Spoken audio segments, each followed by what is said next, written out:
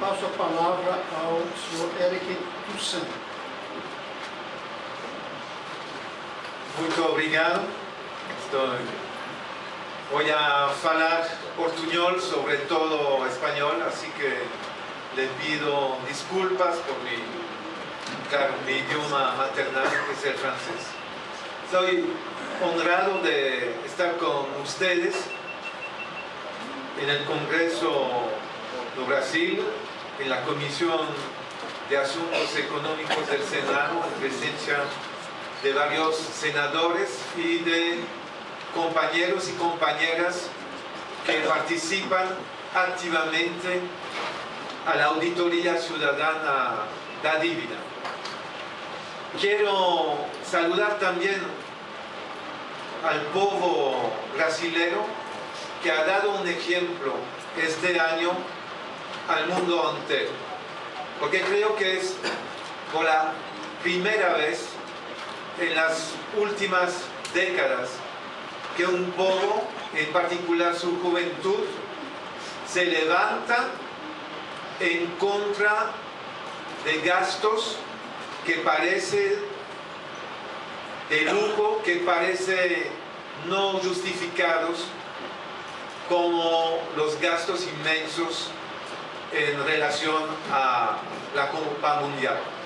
En varios países del planeta nos dimos cuenta que después de Juegos Olímpicos, como lo de Grecia en 2004, en otros países, o Copa de Fútbol, explotó la deuda pública interna y externa. Es la primera vez que un pueblo se pregunta un año antes sobre cómo utilizar el dinero público y si es justificado utilizarlo para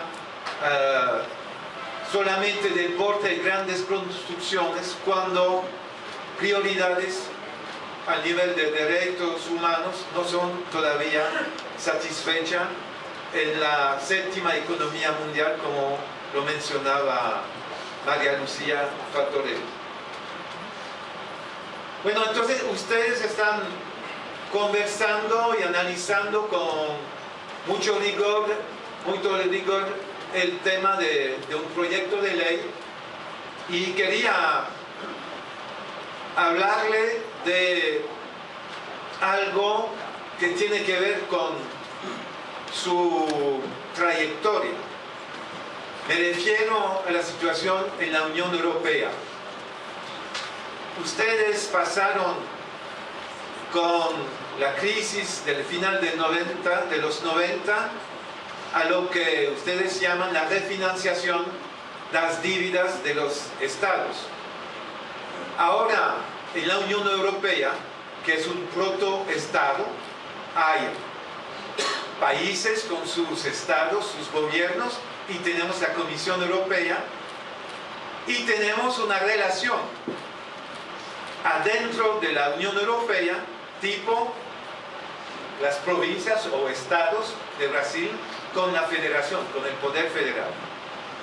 Y podemos comparar el supuesto salvataje que hubo en 97, en 98 en Brasil, y las condiciones impuestas a las finanzas públicas de los estados en estas circunstancias, con lo que está ocurriendo en Europa, que es ahora, desde el año 2010, el epicentro de la crisis mundial, las dívidas privadas y, en consecuencias, públicas.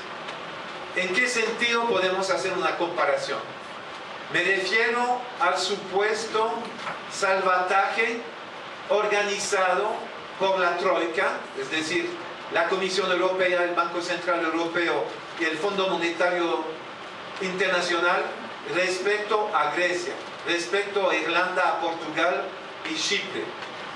Parecen ser salvataje, cuando en realidad es refinanciar deudas dívidas de estos países para garantizar que aquellos países que reciben los préstamos de la Troika puedan reembolsar a dívida a los bancos privados alemanes, franceses, belgas, de Luxemburgo, etc.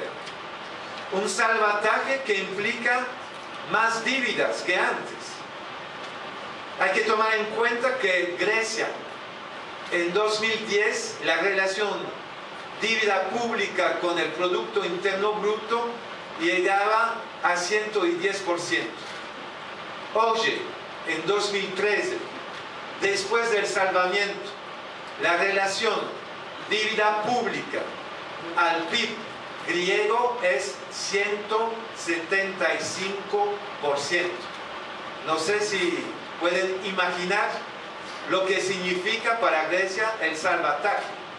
Más deudas y sacrificios tremendos impuestos a una población con un decrecimiento del PIB de 27% en 4 años, con una tasa de desempleo de 26%, una tasa de desempleo de los menos de 25 años de 50%. Es decir, que el supuesto salvataje de Grecia, pero podría hablar de Portugal, de Irlanda y de Chipre, se transforma en la implementación en Europa de lo que los pueblos de América Latina tuvieron que vivir durante los años 80, 90 y 2000, es decir, planes de ajuste y más deudas para reembolsar al inicio acreedores privados, reemplazado finalmente para acreedores públicos. En Europa la Troika y aquí el gobierno federal que cobra las deudas después de haber emitido bonos en el refinanciamiento de las dívidas de los estados en 97-98. Pero quiero también mencionar que hay esperanza. Empecé con la esperanza que provocó en mí lo que hizo la juventud en Brasil en junio de este año. Pero quiero seguir con la esperanza que nos trae Ecuador en 2007-2008 con la auditoría de la dívida, a la cual participamos María Lucía Pastorelli y yo durante 14 meses auditando las deudas públicas internas y externas de Ecuador, que terminó con una suspensión de pago totalmente justificado y que permitió reducir de manera muy fuerte la dívida del Ecuador. Pero quisiera mencionar también a Islandia, menos conocida. Islandia, que aparecía como el modelo del éxito neoliberal hasta la caída de 2008. En 2008 todo el sistema bancario privado cayó en consecuencia de una crisis bancaria 2 o 3 días después de la caída bancarrota de Lehman Brothers.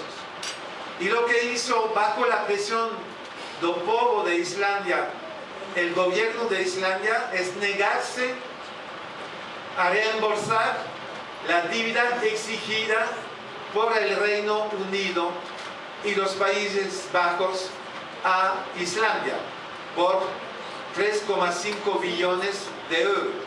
Islandia, bajo la presión de la calle, de la rúa, se negó a pagar esa deuda. Y gracias a referendos populares y al apoyo popular, y luego gracias a una sentencia tomada por la Corte de la Asociación Económica de Libre Intercambio, esa sentencia de enero 2013 da toda la razón a Islandia por haberse negado a reembolsar Reino Unido y Países Bajos. ¿Con cuál razón? La Corte dice que un país no tiene que indemnizar terceros por la caída de un banco privado. no es de la responsabilidad del Estado de socializar las pérdidas privadas. Por lo tanto, fue una victoria para el pueblo de Islandia. Quiero también mencionar Francia y terminar con esto. En Francia, en los últimos años, bancos privados otorgaron créditos tóxicos con productos estructurados, con tasas variables, indexado sobre la correlación dólar-franco suizo. Nada que ver con finanzas de municipalidades o de municipios de Francia. Productos estructurados tóxicos. Bajo la presión de la ciudadanía en varios municipios de Francia, municipios decidieron suspender de manera unilateral el pago de deuda a los bancos por los abusos realizados por esos bancos. Y este año hay varias sentencias dando toda la razón a esta decisión unilateral de los municipios de suspender el pago. ¿Qué demuestra esto? Demuestra que con el apoyo ciudadano o bajo la presión ciudadana, gobiernos como el gobierno de Islandia, municipios como los municipios de Francia, el gobierno del presidente del Ecuador, bajo y con el apoyo popular, logran desobedecer a los acreedores, logran obligar a esos acreedores a conceder nuevas márgenes de maniobras a los poderes públicos para garantizar los derechos humanos, para mejorar los gastos sociales. Así que mi conclusión es decir, tenemos que